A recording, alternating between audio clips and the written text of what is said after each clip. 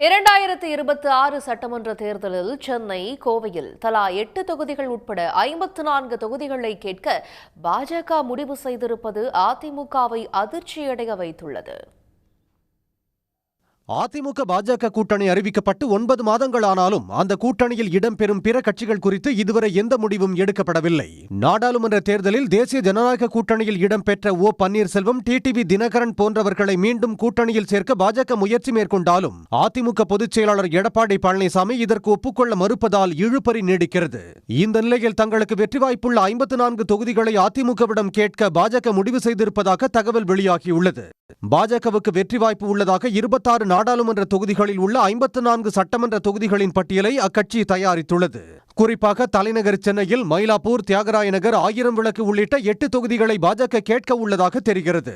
இதேபோல் கோவை மாவட்டத்திலும் கோவை வடக்கு, தெற்கு, தொண்டாமுத்தூர் உள்ளிட்ட 8 தொகுதிகளை பாஜக குறிவைத்துள்ளது. கன்னியாகுமரி மாவட்டத்தில் மொத்தமுள்ள 6 தொகுதிகளையும், திருநெல்வேலி மாவட்டத்தில் 5 தொகுதிகளையும் பாஜக தங்களுக்கு செல்வாக்கு உள்ள தொகுதிகளாக பட்டியலிட்டுள்ளது. மதுரை, சிவகங்கை, ராமநாதபுரம், விருதுநகர், தூத்துக்குடி, தென்காசி என தென் மாவட்டங்கள் அனைத்திலும் தங்களுக்கு செல்வாக்கு உள்ள தொகுதிகளை வழங்க வேண்டும் என வலியுறுத்தும் பாஜக வேலூர் மாவட்டத்தில் மொத்தமுள்ள 5 தொகுதிகளையும் கேட்க முடிவு செய்துள்ளதாக தெரிகிறது. தலைநகர் சென்னை, மேற்கு மண்டலத்தில் உள்ள கோவை மற்றும் தென் மாவட்டங்களில் கணிசமான தொகுதிகளை கேட்பதுடன் அதிமுக 2ஆம் கட்ட தலைவர்கள் வெற்றி பெற்ற தொகுதிகளையும் பாஜக குறிவைப்பது அதிமுகவினரை அதிர்ச்சியடைய வைத்துள்ளது. தமிழ்நாடு வரும் ஒன்றிய உள்துறை அமைச்சர் அமித்ஷா மூலம் தொகுதிகள் தொடர்பான பேச்சுவார்த்தை தொடங்கும் என தெரிகிறது. பொங்கல் பண்டிகையின் போது பிரதமர் மோடி தமிழ்நாடு வர இருப்பதாகவும் அதற்குள் பேச்சுவார்த்தைகளை முடித்து கூட்டணி தலைவர்கள் அனைவரையும் மேடையேற்ற பாஜக திட்டமிட்டுள்ளது.